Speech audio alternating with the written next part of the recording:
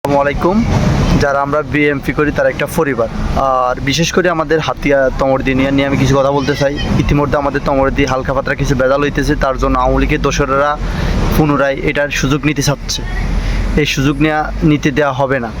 যা আমাদের ভিতরে অনেক কিছু থাকতে পারে, মত ভিন্ন থাকতে পারে, কিন্তু আমরা সবাই দানের শীষের পক্ষে কথা বলি। যারা আমরা সবাই আমরা একটা ফ্যামিলি। বিএনপি মানে আমাদের একটা পরিবার। সে পরিবারের তৃতীয় পক্ষের সুযোগ নেবে, এটা আমরা কখনো হতে দিব না। আর আমাদের তমরদিনে ইসকন যারা সুযোগ নিতে চাচ্ছে, এইটার জন্য আমরা সবাই এক। যারা বিএনপি করি আমরা একটা পরিবার, আর আমরা পরিবারে একটা বেজাল বিদ্বেষ থাকতে পারে। যারা আমাদের বেজাল বিদ্বেষে তৃতীয় পক্ষ, যারা আওয়ামী লীগের দোসর আছে, বিশেষ করে আমাদের তমরদি ইউনিয়নে কথা বলতেছি আমি।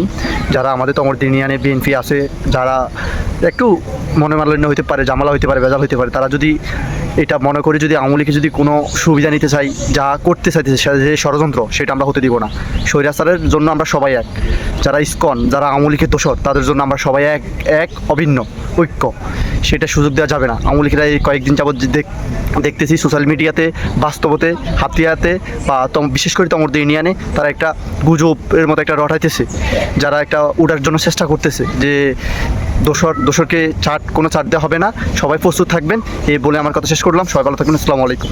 ফ্যাসিস্ট শেখ হাসিনার দোসর, তাদেরকে কোনো সুযোগ দেওয়া যাবে না। ইতিমধ্যে দেখলাম আমি কিছু তমরদি ইউনিয়নে কিছু দোসর এটা সুযোগ নিতে চাচ্ছে, এমনকি সোশ্যাল মিডিয়াতে, বাস্তবেতে, বাজারে ঘাটে দেখতেছি তারা বিভিন্ন বৈঠক করছে। এইটার লাই সবাই থাকতে হবে সজাগ। এই কথা বলতে আমি